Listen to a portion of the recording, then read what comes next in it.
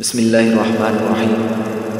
ابن عباس رضی اللہ تعالیٰ عنہ سے روایت ہے کہ آپ صلی اللہ علیہ وآلہ وسلم مکہ یا مدینہ کے باغوں میں سے کسی باغ میں سے گزر رہے تھے تو آپ صلی اللہ علیہ وآلہ وسلم نے دو آدمیوں کی آواز کو سنا جن کو عذاب دیا جا رہا تھا، انہیں قبر میں عذاب دیا جا رہا تھا۔ تو آپ صلی اللہ علیہ وآلہ وسلم نے فرمایا کہ یہ دونوں کسی بڑی وجہ سے عذاب میں مبتلا نہیں ہیں، یہ دونوں کسی بڑی وجہ سے عذاب میں مبتلا نہیں ہیں، بلکہ کوئی معمولی سی وجہ ہے جس کی وجہ سے یہ عذاب کے اندر مبتلا ہے۔ فرمایا کون سی؟ تو وہ دو شخص تھے۔ فرمایا ایک ان میں سے کس چیز کی وجہ سے عذاب میں مبتلا ہے؟ فرمایا کہ یہ پیشاب کے چھینٹوں سے بچتا نہیں تھا، پیشاب کے چھینٹوں سے نہیں بچتا تھا۔ آج ہم بھی دیکھتے ہیں کہ پیشاب کرتے وقت کبھی تو کھڑے ہو کر پیشاب کرتے ہیں، حالانکہ یہ سنت کے خلاف ہے کھڑے ہو کر پیشاب کرنا، یا ایسی جگہ پر بیٹھ کر پیشاب کرتے ہیں کہ چھینٹے ہمارے بدن پر واپس آتے ہیں، کپڑوں پر واپس آتے ہیں، کپڑے ناپاک ہو گئے، بدن پر واپس آتے ہیں، ہمارے بدن بھی ناپاک ہو جاتے ہیں۔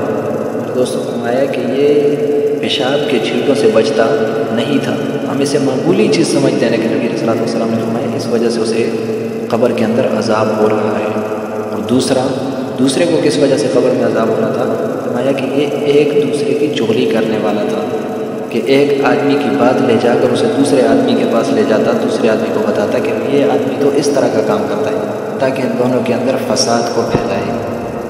میرے دوستو، آج ہمارے اندر یہ دونوں ہی خصلتیں انتہائی زیادہ پائی جاتی ہیں۔ ایک تو ہم پیشاب سے بالکل پرہیز نہیں کرتے، اٹھتے وقت شلوار پر بھی چھینٹے لگتے ہیں، ہم اس چیز کی احتیاط نہیں کرتے، اور دوسرا یہ کہ چغل خوری میں ہم بھی انتہائی آگے ہیں۔